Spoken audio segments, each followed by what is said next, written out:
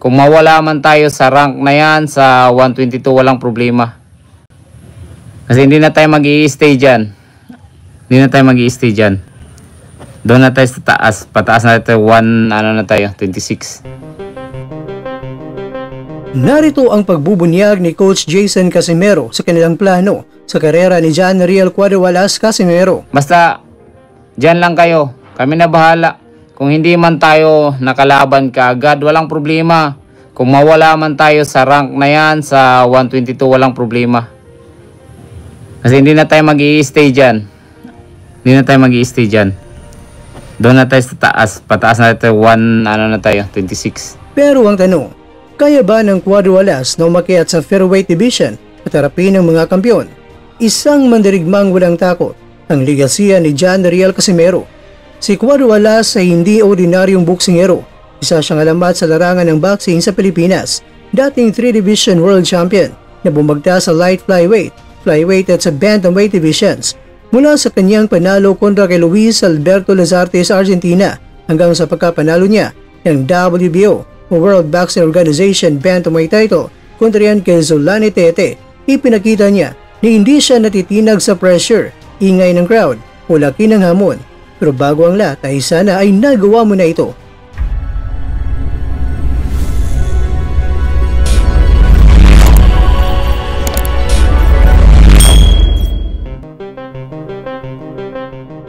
Ngayong tila patapos na ang kanyang kampanya sa 122 pounds, ang tanong ng marami, kaya ba niyang umakyat sa featherweight division o 126 pounds at harapin ang mga elite na mga kampiyon doon? Handa na ba si Casimero para sa mga banggaan laban sa mga mas mabilis, mas matatangkad at mas mabibigat na kalaban tulad nina Angelo Leo, Stephen Fulton, Nick Ball at Rafael Espinoza? Ang kasaysayan ng boxing ay puno ng mga eksperimentong matagumpay at nabigo sa ganitong uri ng pag-akyat. Pero kung may isa pang Pinoy na may tapang at kakaibang estilo na pwedeng gumulat sa mas mataas na dibisyon, na walang iba kundi itong si John Riel Casimero.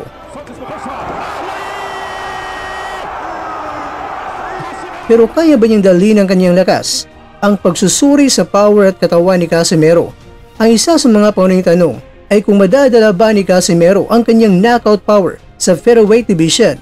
Kilala siya sa kanyang pagiging wild but calculated na mga galaw, isang boksingerong unpredictable, explosive at malikas na bilis ng kamay.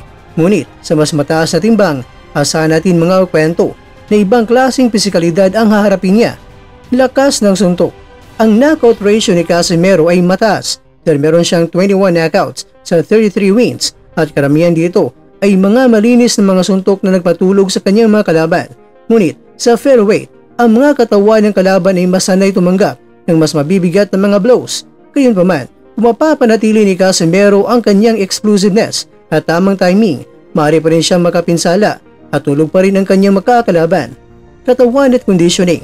Si Casimero ay may natural na lean and muscular frame, kahit hindi imposibleng magdagdag siya ng 4 pounds at mapanatili ang kanyang bilis at conditioning.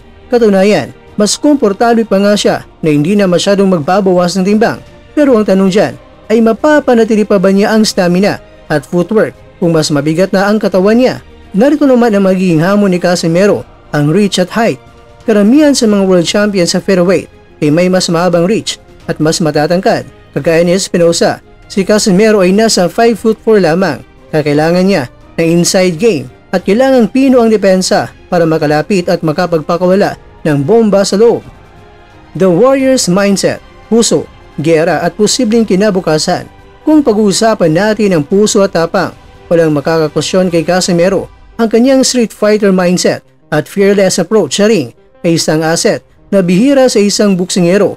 Hindi siya maatras sa trash talk at lalo na sa hindi sa aktwal na laban. Maliban lang dito, dahil sa mabigat na rason kung bakit niya ginawa ito, siya ang tipo ng fighter na kahit diado, hahanap ng paraan para manalo at minsan, yun ang X-factor na hindi matutumbasan ng height, reach o record.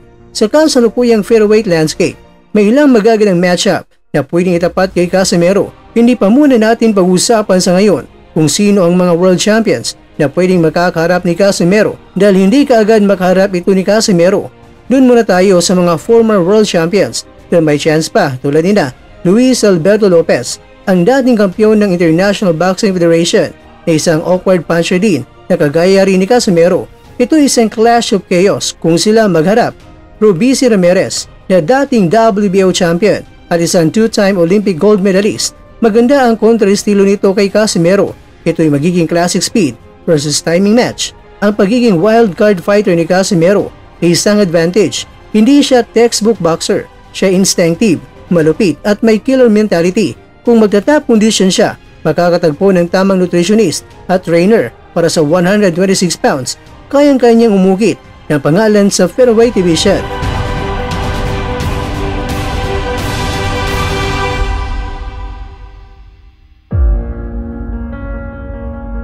Mga kakwento, ang pag-akyat ni Casimero sa featherweight division ay isang delikado, ngunit hindi imposible.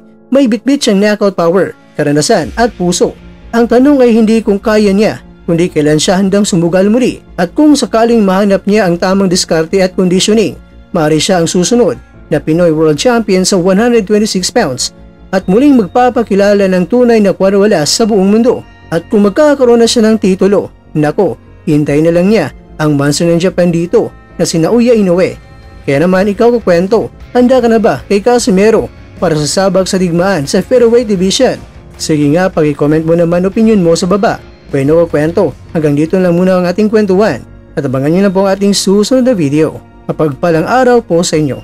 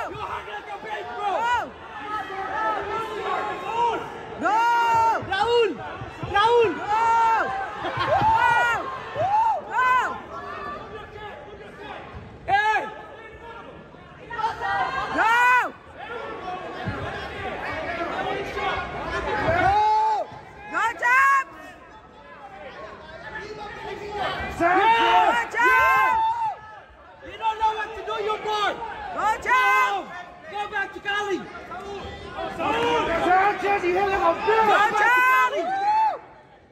You hit like a bitch, Sanchez! Go, Chop! You a bitch, Sanchez! Go! Sanchez, you bitch! Go! Go!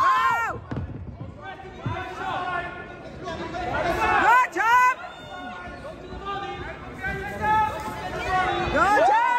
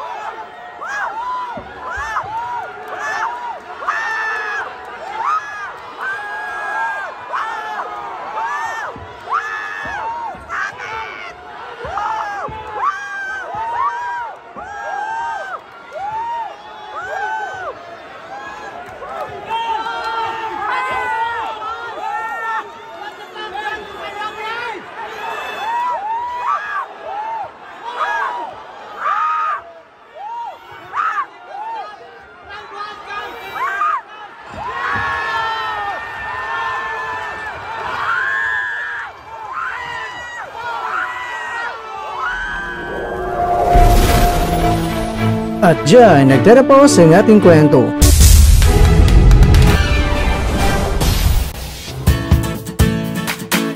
Maraming salamat mga kakwento sa inyong panonood. Pero baka naman mga kakwento ay nagustuhan niyo po ang kwento natin ngayon.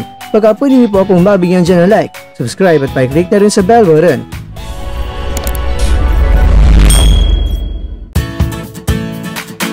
Pero bago tayo tatapos mga kwento, syempre, shoutout po muna tayo dyan sa ating mga kakwento. Kaya kwentong Wendy 3D Older, kaya kwentong Josie Nisdrelon, kaya kwentong Orlan Chua, at ikaw kwentong nanonood ngayon, shoutout sa iyo dyan. Bueno, hanggang dito na po muna ang ating kwentuhan at abangan nyo na po ating susunod na video. At dito na po yan sa isang channel na kung saan maaring ito'y mga kwentong di pa na kwento sa inyo.